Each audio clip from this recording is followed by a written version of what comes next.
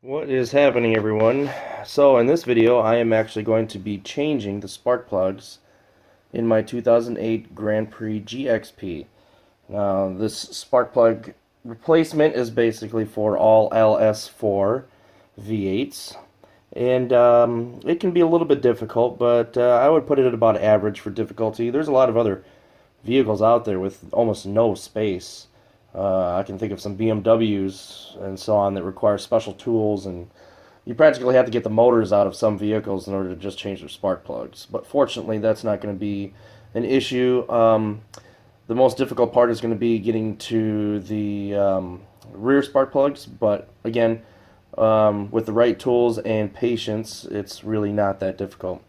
So the spark plugs that I'm using are NGK Iridium IXs, and if you want the specific number as far as what they are TR6IX. Now, I did gap these to 35. They came gapped at 40. The reason that I gapped them at 35 is because I wanted a slightly colder plug. Okay, now I recommend that you keep them at 40. This is just me. This is my personal preference. And when you're gapping any iridium spark plug, you want to make sure that you don't gap them with a standard gap tool. You use a needle feeler tool to gap the actual spark plugs, or otherwise you'll damage the actual iridium tip. Also, some anti-seize compound, and that just a small amount is going to go on the threads. You've got your dielectric grease, which is obviously required on the inside of the boot, as well as the connection to the coil. These are the spark plug wires. They are Taylor Thunder Volt 8.2. Now, there's plenty of LS wires out there. These are actually for LS1 motors, but they will work with an LS4. They are slightly longer than standard LS4 wires, but that really doesn't matter. It's not like they're going to get caught in the fan because they're only slightly warmer. And I have some hose here. This is 1/2 inch by 3/8 hose, and this hose is going to allow me to be able to replace the spark plugs without the use of the actual spark plug socket, and I'll go into that in more detail as I'm changing them. But this is a safe way to do this, and I actually picked up this entire hose on Amazon for about $5, so it was actually pretty cheap. And then I have my various ratchets, swivels, extensions, whatever I think I'm going to need. So let's go ahead and get started with the install. Okay, so before I begin the installation of the spark plugs, I want to go over something real quick. Anti-seize compound. I know I'm going to get comments about this in the video, so if you do a Google search on anti-seize compound with aluminum heads, you're going to get a lot of opinions on one side and the other. One side says use it on everything. The other side said no, don't use it on aluminum heads, especially with NGK spark plugs. Alright, so here is my take on it. I have used anti-seize compound on everything. Aluminum heads, iron heads, it doesn't matter. Okay? And I've never had a problem. Even NGK spark plugs, which I have used in the past, I have used anti-seize compound. Never had a problem. In fact, I changed my wife's 3800 V6 spark plugs with anti-seize compound and NGK Iridium spark plugs. And that was about 1.5 years ago. I just checked the gap on them a few weeks back. No problems whatsoever. So, I can tell you from my experience, I've never had a problem with anti-seize compound with either aluminum heads or NGK spark plugs. So, in this video, I am going to be using anti-seize compound, and I'll leave this little bit here as a disclaimer. There's opinions on both sides, very passionate opinions on both sides. So, in this video, I am definitely going to be using anti-seize compound. As long as you don't get it on the electrode area, and you just use a little bit of it on the threads, not a lot, then you're going to be okay. Now, it will, in fact, modify the torque rating of the spark plug as you're installing the spark plug. And for my particular motor, the LS4, you're looking at about 15 foot-pounds maximum torque on the spark plugs, okay? Since you can't really fit a torque wrench back in there, especially in the back, then you're just going to have to estimate your best guess. So you're going to say snug. And I'll go into that later, but essentially the anti-seize compound will modify, it'll act as a lubricant on the threads, and it'll make it feel like the spark plug is actually turning more than it actually is. So that's another thing to be concerned about, okay? But again, as long as you don't tighten them down really, really tight, you're going to be okay. Once they get snug, you're done, all right? Next thing, gapping your spark plugs. NGK sends spark plugs gapped at 40. At least these are gapped at 40 thousandths when they come from the factory. Back in the old days, you used to have to really look at the gap and make sure that it was right. There were common spark plugs out there where you could just one size fits all, so you check the gap, you re-gapped them, you were okay. From the factory, these are gapped. 99% of the time, they're going to be okay. You're going to have people say, oh, no matter what they are, check the gap. That's fine. That's easy to do. You just take your feeler gauge, not one of those ring style, not one of the rod style. Just take your feeler gauge and find whatever gap you need. In this case, let's see, we're looking at 32 thousandths here, okay? So you take your feeler gauge and you just basically feel in between the electrode and the tip, and that will actually determine whether or not you need to add or decrease the gap, all right? So a quick check with one of these style will actually let you know if they're gapped properly. But I guarantee 99% of the time they're going to be properly gapped, okay? Now, I re-gapped my spark plugs to 35. Now, I used the technique of just lightly tapping on the top of the spark plug and then checking the gap, okay? Now, there's tools out there that will actually do that for you that won't come in contact with the actual iridium tip. So, you know, again, just do a Google search on how to gap iridium spark plugs if you really need that information. But I'm telling you that I've gapped mine at 35. You probably don't need to re-gap yours. But if you want to check, go ahead and check. But again, that's, in my opinion, an optional step. Alright, so let's go ahead and continue on with the installation. Alright, so you can see 1, 2, 3, 4 spark plugs, and then behind the motor is actually 1, 2, 3, and then the fourth one is right in there. Spark plugs, okay? Now the rear ones are more difficult to get to. The plugs aren't so bad. It's actually the wires aren't so bad. It's the plugs that are more difficult to get to, but I'll show you a trick for getting to those when we get to them. And we'll start with cylinder number 1 because it goes 1, then 2, then 3, then 4, then 5, then 6, then 7, and then 8. So we're going to be starting 1, 3, 5, and 7. And we'll go ahead and start at number 1 and go from there. Now, before you begin the actual replacement, make sure that the motor is cooled down. You've got aluminum heads, and you don't want to burn yourself, so let it cool down at least an hour and a half before you start this.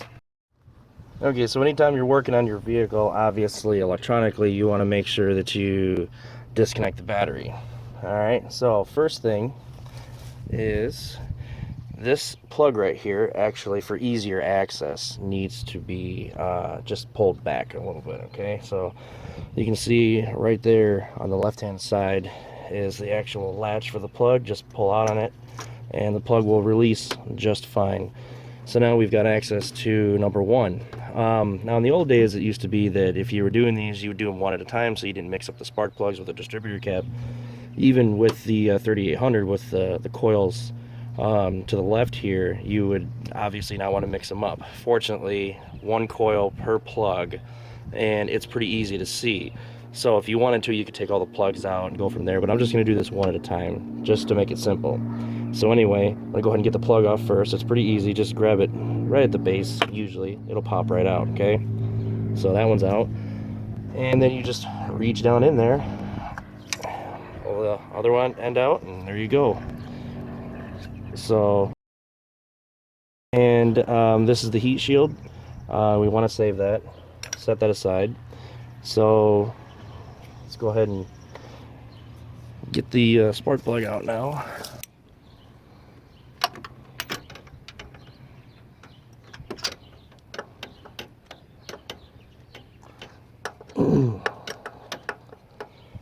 Okay, so you can see that I've got my ratchet down in there, I got my swivel attached, and the spark plug socket is completely around the spark plug. So now what I'm going to do is just very gently, you don't want to pry up or down or whatever. You just basically counterclockwise until you release it. It's literally that easy.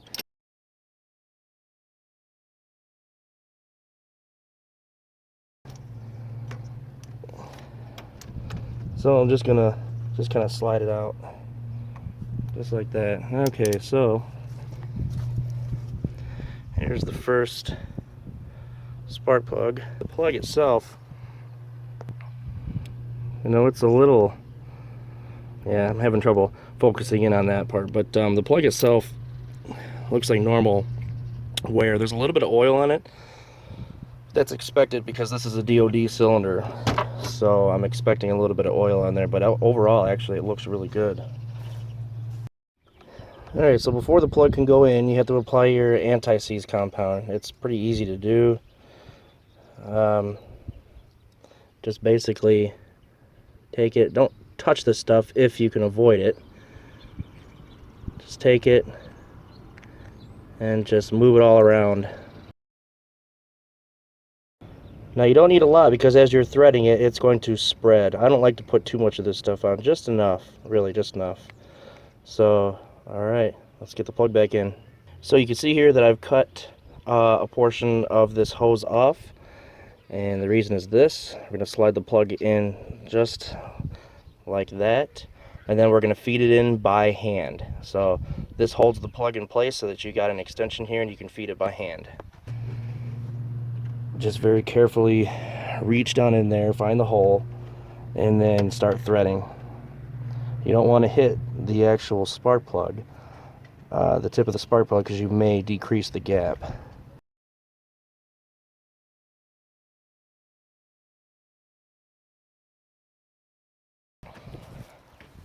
Okay, so I basically turned it until it wouldn't turn anymore.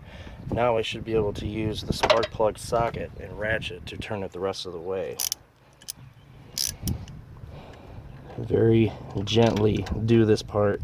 You do not want to force this in because you may break the spark plug. Okay, so the ratchet is locked in. Now I can begin to thread it inward just as I did before, except in reverse. Nice and gentle. If you get hung up, don't force it to go in because you may cross some threads or possibly break the spark plug. Okay, so once you feel the spark plug is snug, I like to give it another tenth of a turn. Remember, don't push up or pull down. You just give it a quick turn, and it should come right out, of course. There we go. All right, so first plug is in. Now, what we're going to do is we're going to add some dielectric grease to the end of that plug.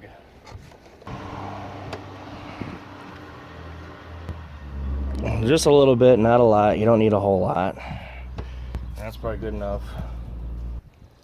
All right, so now you want to apply some silicone to the end of the wire that actually connects to the coil, kind of like that, and then it'll seat itself in there when you actually get it into the coil pack again. Okay, now re-add your heat shield just like that. Okay, now reach down in there, find the spark plug, make sure it's at the same angle before you snap it in there, and just push in until you hear it snap, just like that. And then that snaps, and now we're all set. Now you can rearrange the wire if you need to make sure it's not coming in contact with anything. So alright, first spark plug is done. Alright, so the number 3 cylinder shouldn't be as bad as the first one. Before I forget, make sure you plug your sensor back in. Obviously that's needed. Alright, plug back in. Now You've got this cooler line here, so it's going to be a little more difficult to reach in there, but it shouldn't be too bad. I might have to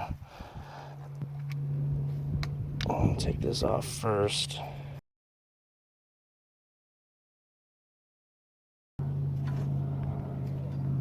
There we go. Alright, so heat shield comes off. Let's see. Short extension. Looks like should be enough. I come at it from down here like this. Alright, so again, make sure you're not wiggling and you've got it locked in. Alright, and try to keep it straight. I went too low. Not right here. Alright, so here we go. And that one came loose. Actually fairly easy.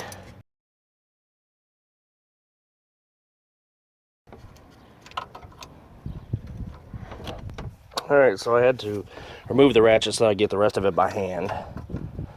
And just very carefully lift it out. This one is actually a little bit worse. This one looks like it's got oil burn on it. So it's been in here for quite a while. It looks like the iridium tip is really wore out, so good thing I'm getting this one replaced. Alright, so just as before,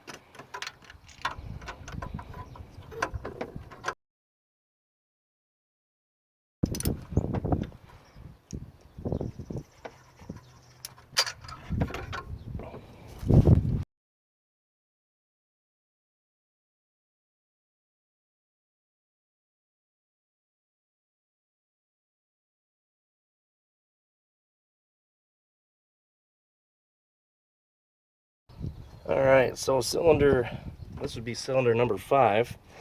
Pretty easy to get to as well. Just take the plug off. This one might be a little hard to reach. There we go. Alright, heat shield off. Old wire, and now we should be able to get in and get that spark plug.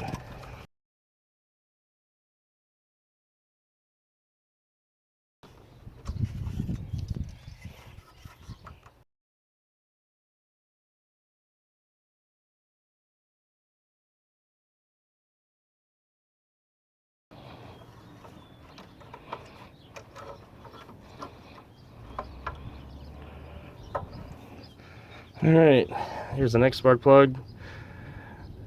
Doesn't look as bad as the others, but definitely got some wear in there. So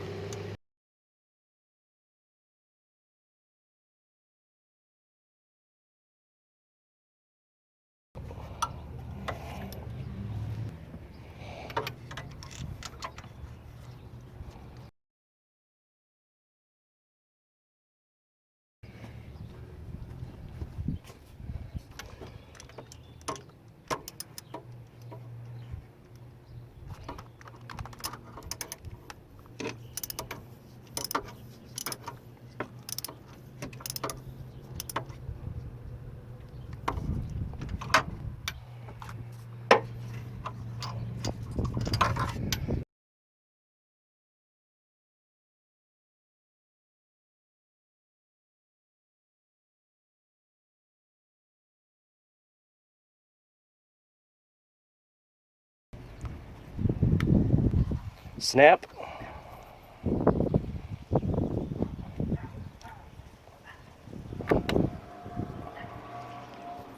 Snap again. And number 5 is done.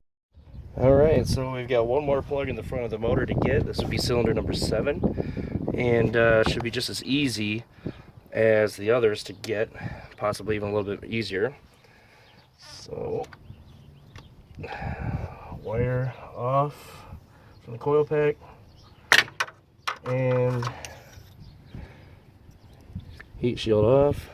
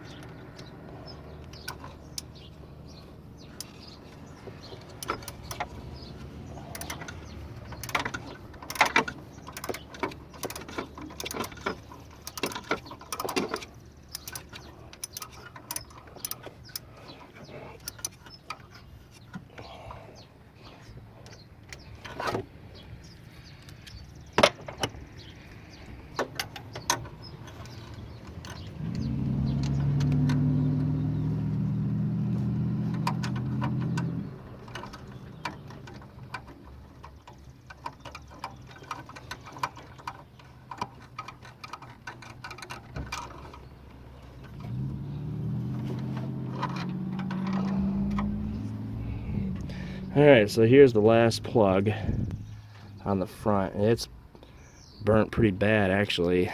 It's, yeah, that's DOD for you. As soon as I get a chance to turn off displacement on demand, active fuel management, whatever you want to call it, this should stop. It's so annoying to know that a feature that's supposed to save you a couple miles per gallon can cause so much wear. In fact, inspecting it a little bit closer, it looks like this is bent just a little bit. Huh. Well, anyway, let's go ahead and get the new one in.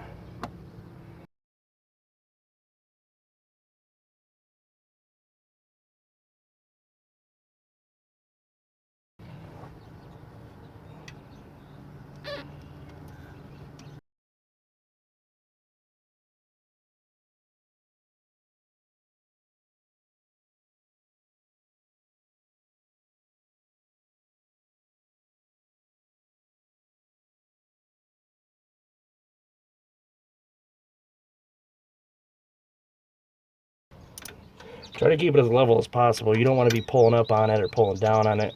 Try to keep it as level as possible. That'll reduce your risk of breaking the plug.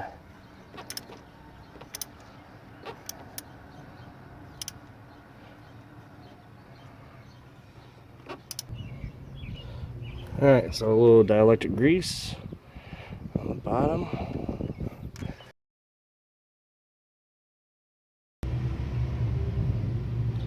Heat shield on.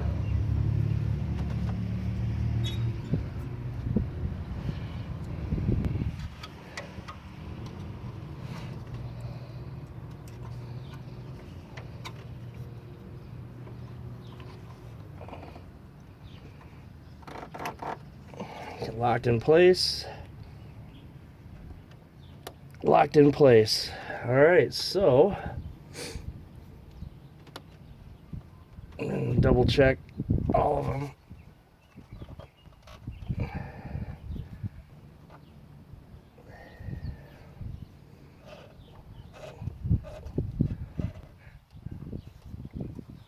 Always a good idea to double check all of them.